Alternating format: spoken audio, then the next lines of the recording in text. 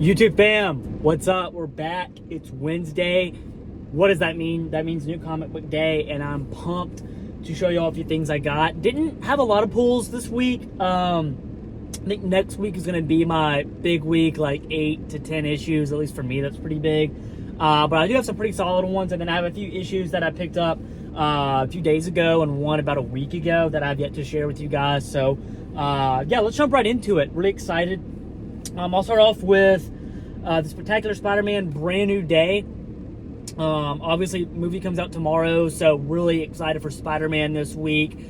This is the third issue for Spectacular Spider-Man Brand New Day. Kind of honestly forgot about the first issue and the second issue, so need to go refresh and kind of just get a refresher on this. I at this point, and without spoiling too much, Mr. Negative has kind of I guess gotten mind control over the Punisher, and so Spider-Man and Punisher have kind of been going head to head. Again, I haven't read this issue yet, so we have to see kind of what happens from here, but I flipped through it a little bit. It looks like we get introduction to some more characters and some solid fight scenes, so really excited for Spectacular Spider-Man Brand New Day issue 3, and this is by Slott, so he's goated as well.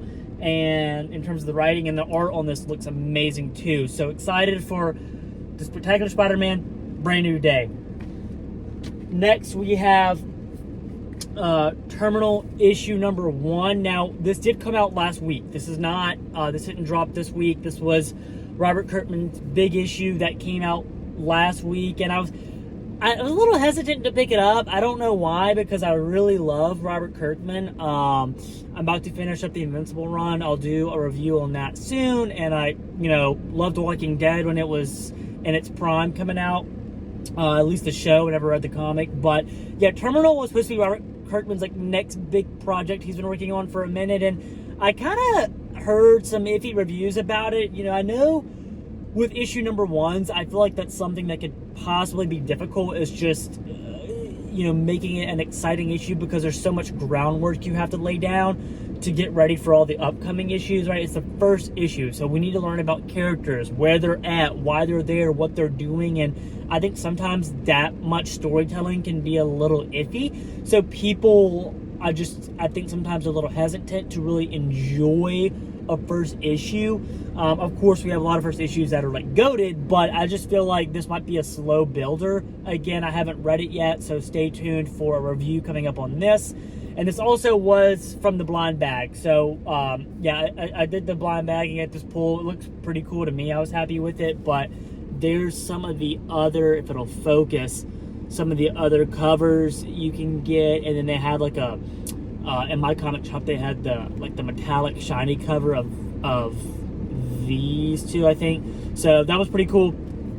And then next, another issue that also came out last week or the week before, and I wasn't able to get my hands on it. My comic shop, I think, must have ran out or didn't put it out or whatever. But Ben 10 issue 3. If you haven't been following this series or anything, it's kind of seems to follow the show in a sense. Ben, his sister, and I think it's their uncle or granddad or whatever he is to him, they're all going camping, and obviously this alien thing drops down, and it's the little watch, when he gets all the alien powers. Is it Persenatrix? I'm totally effing that up, but yeah, I've enjoyed this series, for what it is. It's definitely some nostalgia. I used to love this show when it was on Cartoon Network, and yeah, really excited to read along and see what happens this issue. It looks like he is automatically getting a few more alien transitions, which is really cool, but be expecting a review from this as well. And the next two are some hard copies. Got a little omnibus too, but I picked this up at my Barnes & Nobles a couple of days ago. Daredevil, Cold Day in Hell by Charles Soule. Now, I've read Charles Soule's whole run. I really enjoyed it. I like his writing style. And so I was really excited for this. And it's really, really small too. I've already read like almost half of it. So excited to do a full review on this. But the art in this thing is beautiful. I just love the style and the art. And yeah, but to keep it pretty short, essentially this is Matt Murdock, like an older Matt Murdock. His senses, it seems like, have kind of gone downhill a little bit.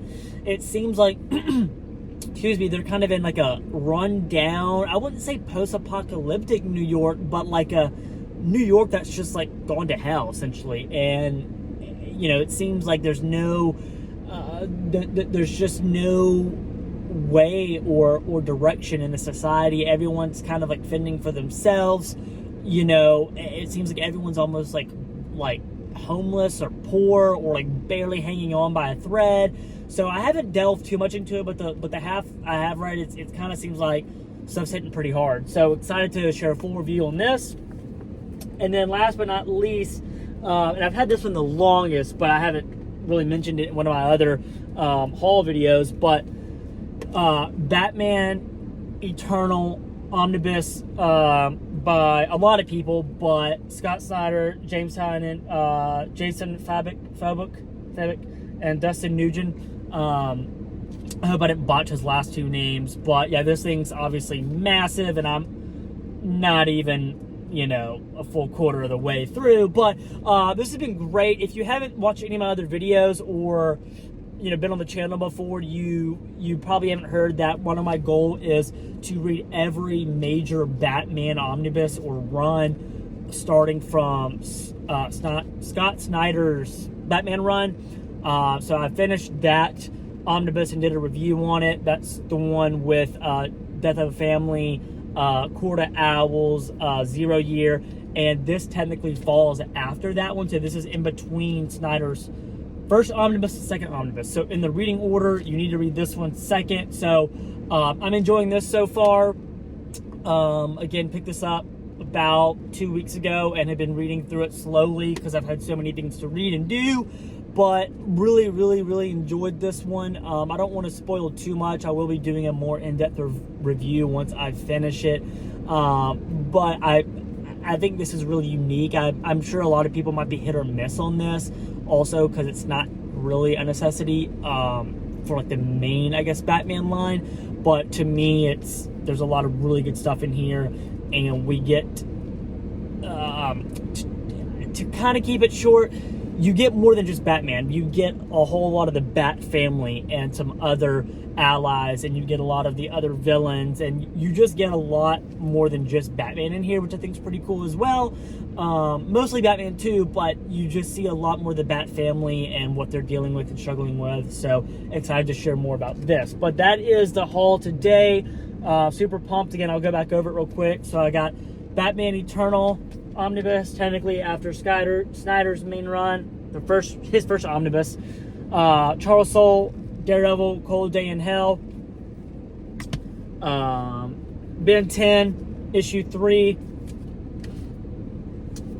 Terminal, issue 1. And the Spectacular Spider-Man, Brand New Day. So, but yeah, super pumped. Going to go see the movie tomorrow. Might do a little video on my thoughts on the movie. And then I'll do some more in-depth reviews on each one of these once I finish them.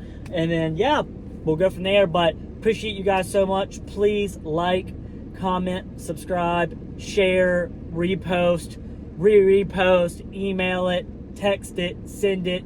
Greatly appreciated. Thanks, guys.